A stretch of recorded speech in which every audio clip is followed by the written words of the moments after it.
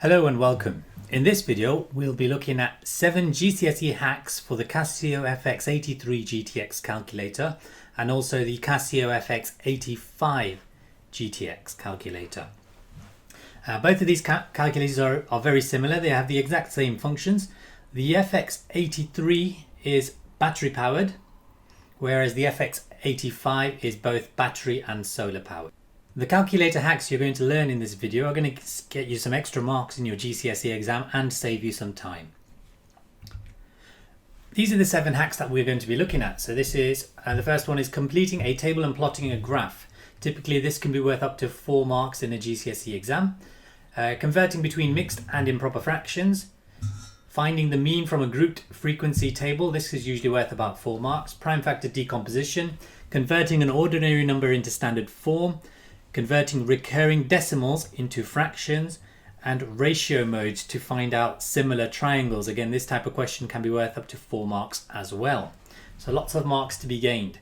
So grab your calculator, grab a pen and some paper, and let's get started.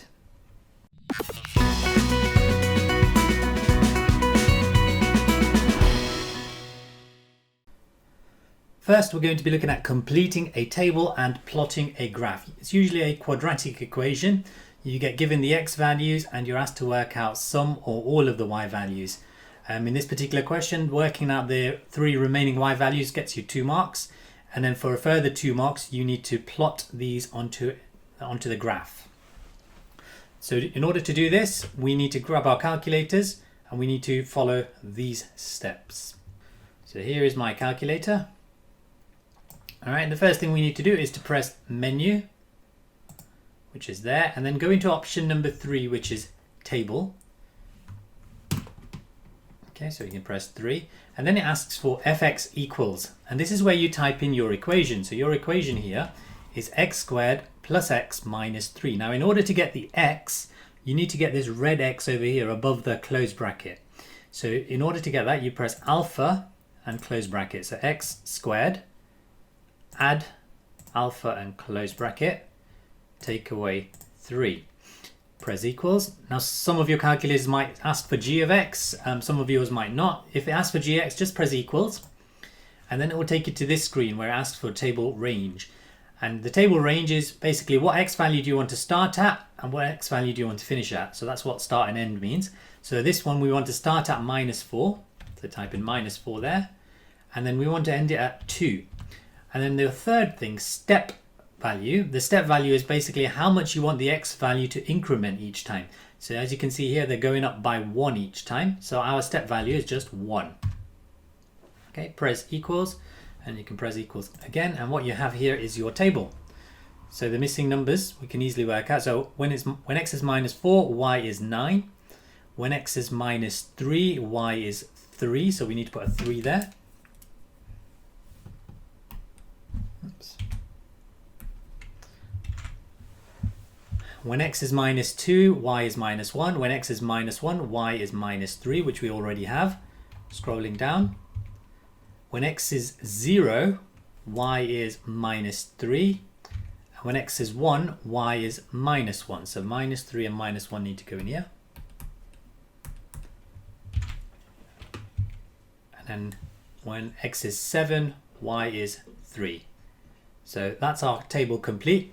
The next part of the question asks you to plot this onto a grid. Well, what we have here are all of the pairs of coordinates that we need to plot. For example, the first coordinate is -4, 9. So you're going to plot that. Then you've got -3, 3. Over here we've got -2, -1. Over here we've got -1, -3.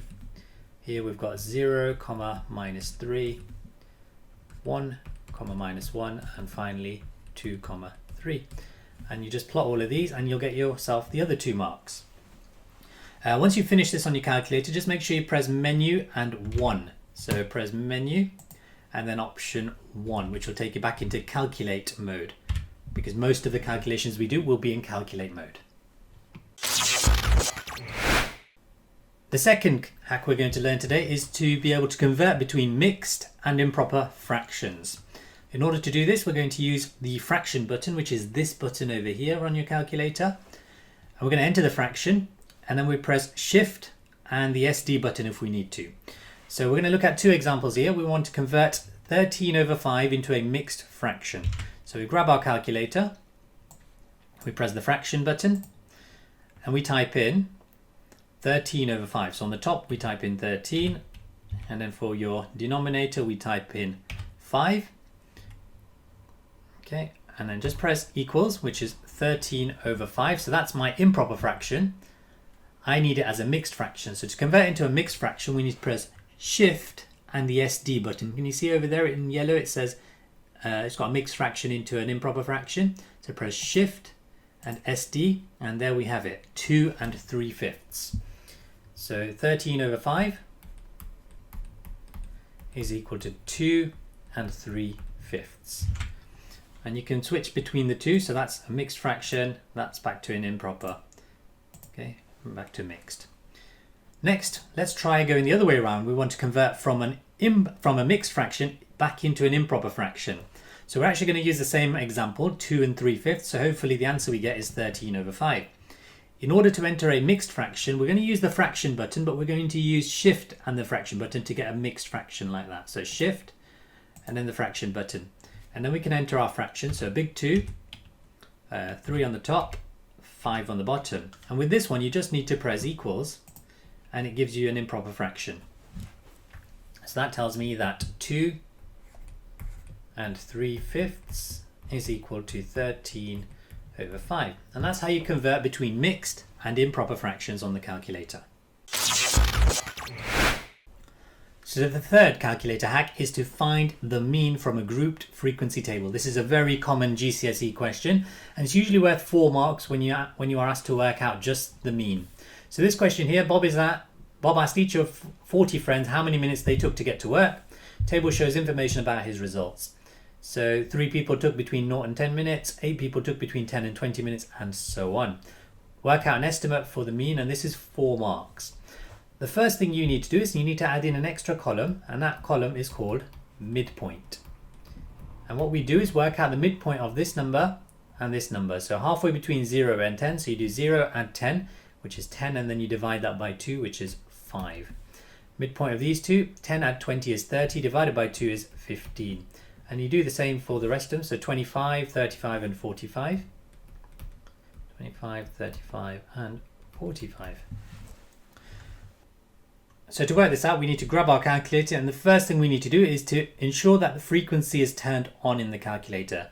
So to do this, you're going to press Shift and Menu to take you into the setup screen, and you're going to scroll down until you see statistics. So I see statistics, which is option 1, so I'm going to press 1, and then it asks, do you want frequency on or do you want frequency off? So press 1 to turn it on, and now we've turned the frequency column on in our table. So now we want to enter this table into our calculator. So this time we go into Menu, and then we go into Statistics this time, so option 2, and then we want to do 1 minus variable, so option 1 here. And then we're going to enter the values of our table in here. So the X values are going to be the midpoints that we've just worked out, so these numbers here. So in the X column we're going to type in 5, 15, 25, 35 and 45, and then for our frequencies we're going to use these numbers here, so 3, 8, 11, 3, 8, 11, 9 and 9.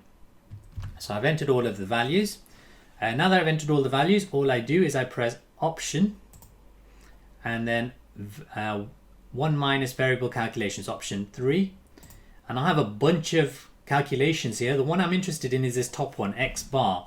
X bar represents the mean, so it says that X bar is equal to 28.25. So the answer to this question is that the mean is 28.25 minutes. Right, when you've done this, just make sure you go back into your calculator and you go into calculate mode again. So press, so when you've done that, press Menu and press 1. So you're back in the normal calculate mode. So that was number 3. All right, hack number 4, we can do prime factor decomposition. So in order to do prime factor decomposition, we type in the number, we press equals, and then we just press the fact. button. So that button is over here. So it's shift and this button here, which is called degrees, minutes and seconds. So if I want to find the prime factor decomposition of 48, all I do is I get my calculator, type in 48, press equals, and then I press the fact button, which is shift and this button here. And there we have it, 2 to the power of 4 times 3. So 48 is equal to 2 to the power of 4. 48 is equal to 2 to the power of 4 times 3. So that there is the prime factor decomposition of 48. Hack number 5 is to convert from an ordinary number into standard form. So what we need to do here is we need to go into the setup menu first. So to get the setup menu, we need to do shift and menu. And then we're going to go into number format, which is option number 3. And then we go into scientific, which is 2. And then it asks you to select a number from 0 to 9. So this is actually the number of significant figures. Do you want it to 1 significant figure, 2 significant figure, 3 significant figures? I want it to 3 significant figures, so I'm going to pick 3. Now if you select 0, it will just put all of the as many numbers as it can in. Okay, but we're going to go for 3 significant figures, so I'm going to put 3 in here. So my question is to convert this number here, 123,456,789, into standard form. So we type in this number 1, 2, 3, 4, 5, 6, 7, 8, 9. So we typed in our number, and all you do is you press equals. And to 3 significant figures, my answer is 1.23 times 10 to the power of 8. Okay, so that's how you convert from an ordinary number into standard form. This also works for very, very small numbers. So let's try and type this one into our calculator. So 0.000000987654321, and then just press equals, and there's our answer, 9.88 times 10 to the 7 times 10 to the minus 7. 9.88 times 10 to the power of minus 7. So that's how you convert from an ordinary number into a standard form number. Now when you do use this mode, you need to make sure you go back into the normal mode afterwards. So go back into shift and setup, and then number format, and then choose norm, and then you can pick number 1. Okay, and now your calculator is back into the normal mode. Hack number 6, you can convert recurring decimals into fractions. So in order to convert a recurring decimal into a fraction, we type in the number, and you'll have to use the recurring decimal button, which is this one here, I've highlighted in red, in order to type it in, and then you just press equals. So let's have a look at this. Convert x equals 0. And then 27 recurring into a decimal. So on a normal calculator, this would look like 0.272727 and so on. So let's grab our calculator. We're going to type in the number using this recurring button. So the first thing is 0 and point. The recurring hasn't started yet, so we just type in 0, point. And the rest of the number is recurring. So I'm going to get this up. So it's shift and the x squared button. And I'm going to type in 2 and 7. So that's that number there. All you now do is you press equals, and the answer is 3/11. So the answer to the first question, x is equal to 3/11. You can also work out more complicated ones like this. So 0.3 and then the 27 recurring. So in order to type something like this in, you're going to type in 0.3, and then you get the recurring decimal button and type in 2 and 7. Press equals, and the answer is 18/55.